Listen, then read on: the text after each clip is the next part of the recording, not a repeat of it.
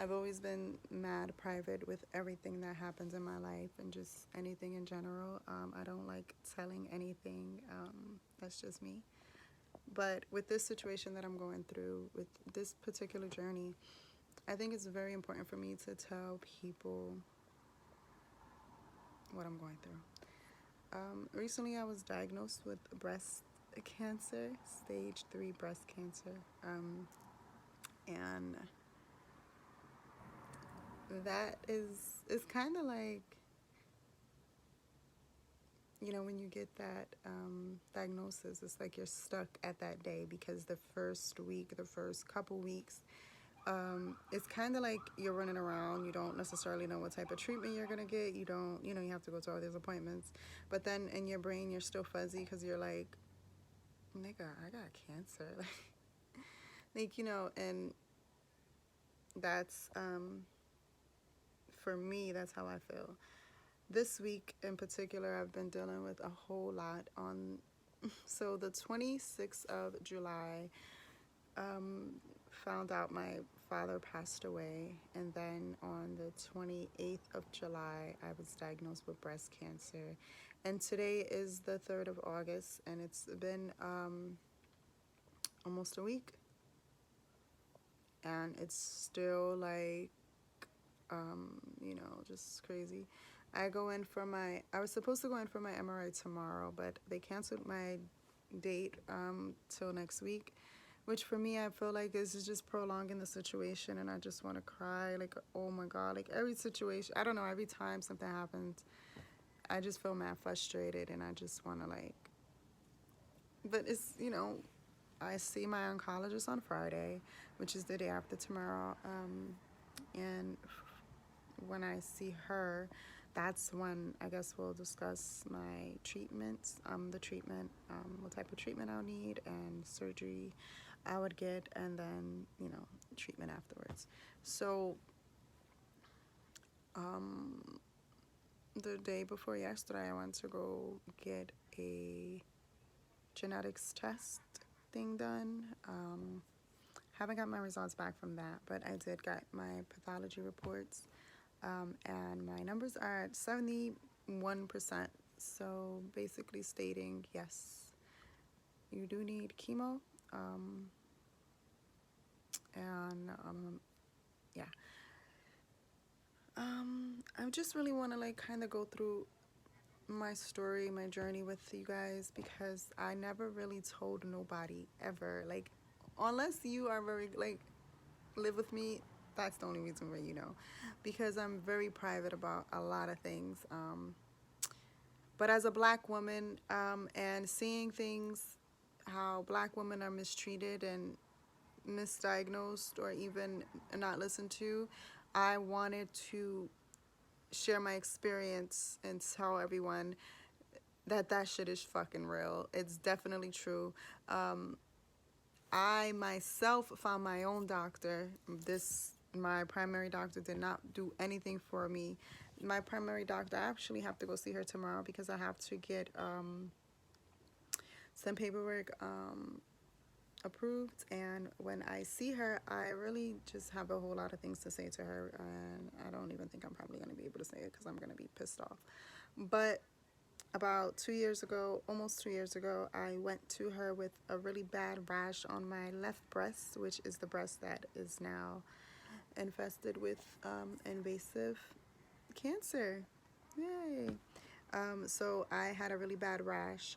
My breast was fucking going crazy, itching, red, tingling. It was like the worst pain ever, and all my bras were messed up. I was leaking through my shirts. I've breastfed before, so it was like that. I was leaking, but it was blood. It was brown. It was either brown or it was blood, and then it was very crusty, my nipple. So I came into the doctor. She said to me, "Oh, that's just your eczema," because I have eczema. So I was like, "This ain't eczema." She was like, "No, that's just eczema, or it's just dermatitis." And I said, "All right." So she gave me a steroid. The steroid um, did not stop it from itching, but it helped heal my nipple, the scarring. But then after about a week, that shit wasn't helping no more. I was still itching, whatever. But then I couldn't get an appointment to see my doctor. Then I could not get an appointment to see her. So I was emailing the front desk. I was calling them, whatever. I was just like, please, this is not, I need something else. So the front desk was like, when I sent the email, the front desk said, you can come in 2 weeks. Your appointment's in 2 weeks. I'm like, what the fuck? So I go in 2 weeks, and then she says to me, this is just eczema. This is nothing that you have to be worried about. You're so young for it to be anything else, and I don't even know what else. Mind you, I'm looking things up. I'm seeing that it could be Paget's disease of the breast. It could be a first step for breast cancer. I'm all this stuff that I'm looking up because it's like I've breastfed before. I've never had these issues before.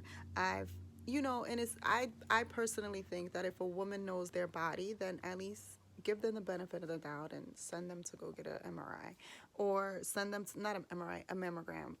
So then she sends me out with cortisone and some other cream, and then she says, you should go see your dermatologist. I go see my dermatologist. My dermatologist says to me, why did your dermatologist send you here? She should have sent you to a breast specialist.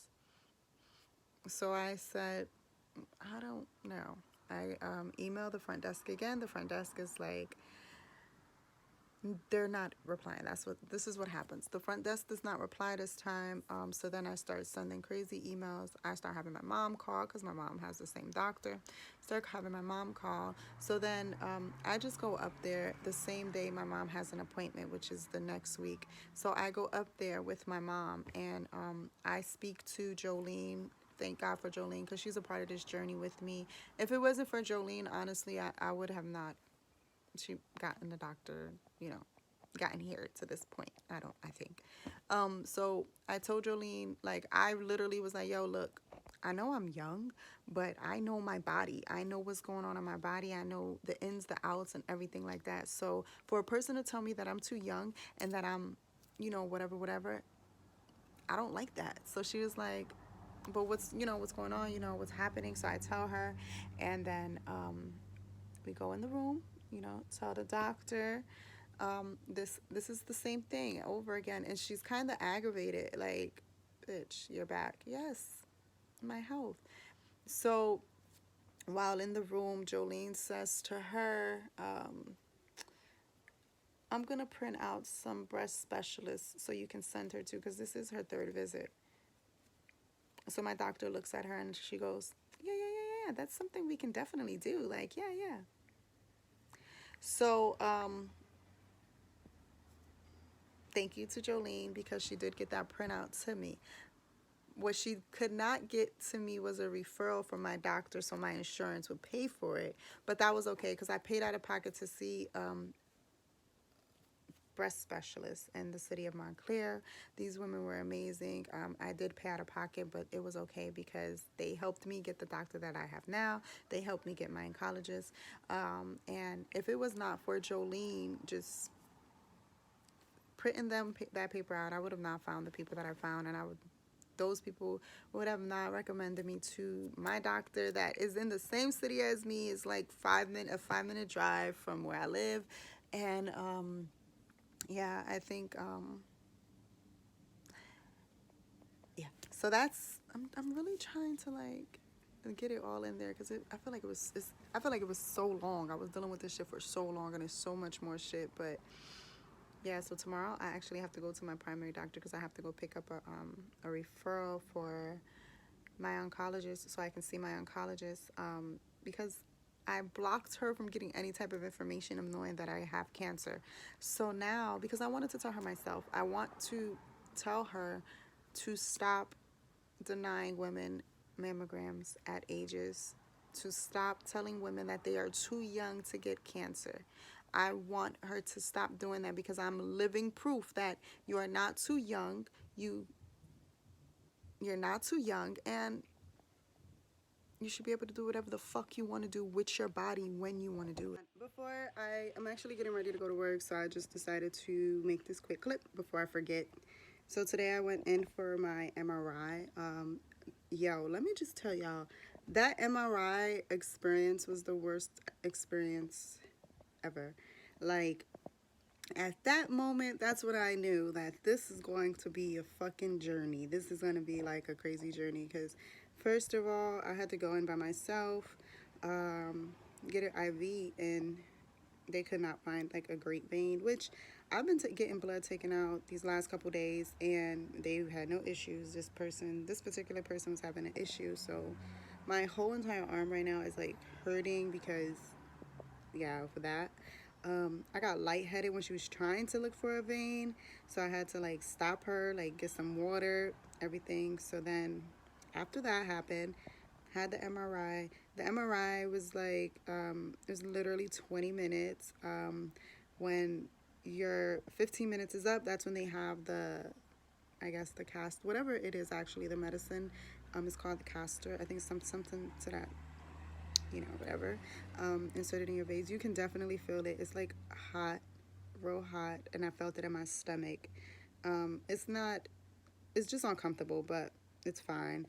But that whole laying on your chest and that part right here, it's so hard for like. Research nurse. Okay. So Dr. Shaw just got pulled away for an emergency. I don't know if they told you, but No. She said she'll be right back. Okay. So the reason I'm here, I know you're going for your scans and stuff next week, the 24th. So this is just a possibility. Did you ever hear of a clinical trial? I did, yeah. So this one is just a blood draw every cycle. It's kind of to just measure circulating tumor. Mm-hmm. We would take a tube of blood every day one. We would take it if you want to do it. It's just voluntary. You don't have to do it. It doesn't matter. But and also it depends on your scans. Like, I'm not sure you're eligible, but if you are, if the scans are hopefully negative and all that. Right, yeah. This is just a tube of blood.